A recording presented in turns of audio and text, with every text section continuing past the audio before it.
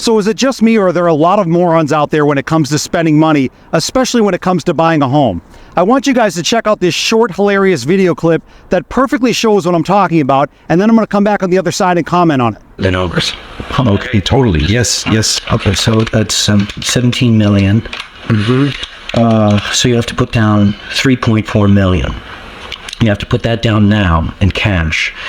And then your monthly payments are going to be 77,000 plus maintenance and tax. So basically $80,000 a month plus the 3.4 million that you got to plunk down right now. Okay. Okay. So now let's compare that to your current assets. All right. Currently, savings, you have $7,000. You have less than 10 times less than one mortgage payment on this house. I'm just saying, what could I afford right now? Like, what could I buy a house for right now? I mean, right now you could buy a house that costs $7,000. So that is absolutely hilarious, and it proves in a very funny way how clueless people are when it comes to their finances and what they can and can't afford. And I'm going to show you how to figure all of that out when it comes to buying a home in the upcoming segments.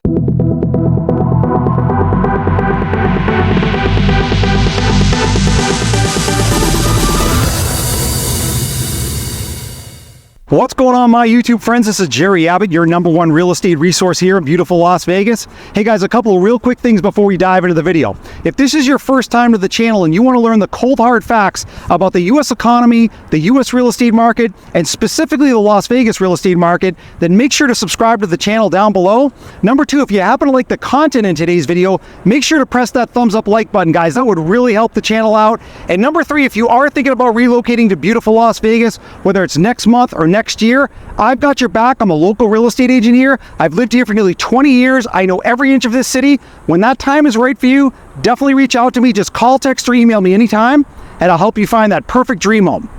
Let's dive into the video. All right, so let's drill down specifically into the housing market, because I want to show you in the next graphic how unaffordable it is for most people to buy a home right now. All right, so let's take a look at this first graphic, because this is really pretty mind-blowing. So let's start at the top here. We're going to go line by line. Here's how much home the average American household can afford. Now, I put $80,000 as the household income, just as an average number. Underneath that, you could see that the monthly gross income is $6,667 per month. Now, underneath that, it says using the 28% rule, which meaning the total housing cost should not be more than 28% of monthly gross income. Now, one thing to just mention about that, a lot of the banks now are not using that old 28% rule. A lot of them are going 35%, even 40 to 50%. But we'll talk about that in just a second. Underneath that, take a look at this number. $6,667 is your gross income times 28%, which equals a monthly mortgage payment, which should be your total cost of $1,867. And here's what you can afford right at the bottom. At the current 7% interest rate, the average home price that you could afford right now, which is not available anywhere in America usually, is $245,000. So this just perfectly illustrates how completely screwed up the US housing market is, because when you take an $80,000 household income, you can only afford a home price of about $245,000 at the current 7% interest rate. And we all know the average home price in the United States is not $245,000. It's about $400,000. But I want to show you in the next graphic on an actual mortgage calculator how this would all break down if you were to buy a $245,000 home based on an $80,000 income and getting that $1,867 a month monthly mortgage payment. All right, so now we're on the mortgage calculator page. So focus your attention up here in this upper left box first, where it says home price $245,000. Underneath that, it says down payment of about $25,000, which equates to about 10% down, which is the average down payment that most people are putting down on homes right now. Underneath that, it says 30-year loan term. Underneath that, it says interest rate 7%. So I'm going to leave that at 7%. Now, if we take a look over here inside this blue circle right in the middle of the page, you see that number, 1867. When we break it down a little bit more, we take a look over here on the right side. Principal and interest is 1468.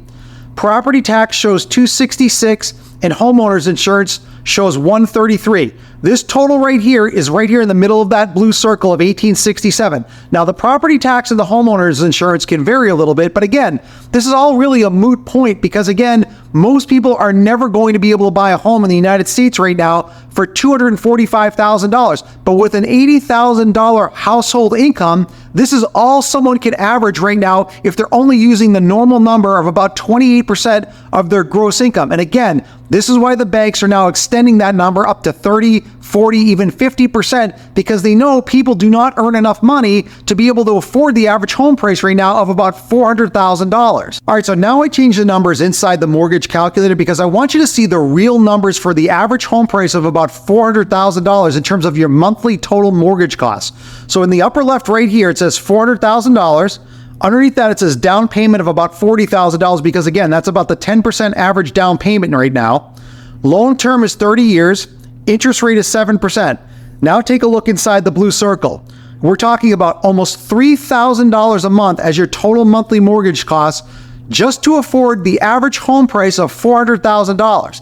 Now, you can see the breakdown over here on the right side where it says principal and interest about $2,400, property tax $375, and homeowners about $150. Now these can vary again, but again, when you look at this number inside the blue circle of about $3,000 a month, guess what you need to earn right now to afford that comfortably? About $120,000 a year, which is about $40,000 to $50,000 more than the average household income. And therein lies the problem because that's why there's such an affordability crisis going on because the average household income is not $120,000, it's about $80,000 a year. Now here in Las Vegas, where I happen to be located, home prices are not averaging about $400,000. The median home price now has soared to $475,000. Take a look at this clip. The median price of a single-family home sold here in Southern Nevada, $475,000. All right, now check this out. That is up 7% from June of last year, and look how close we are.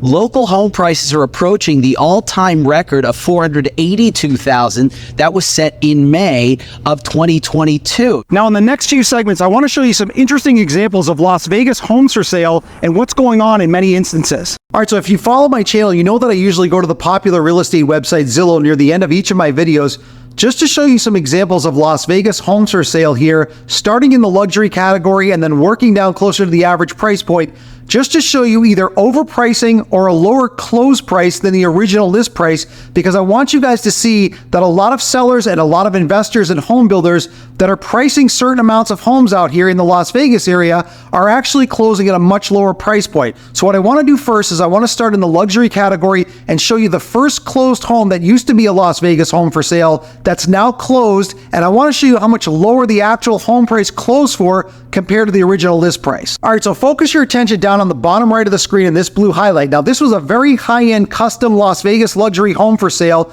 that recently closed. Now, on the bottom left of this blue highlight, the date there says 4/11/2023, so that's about 15 months ago.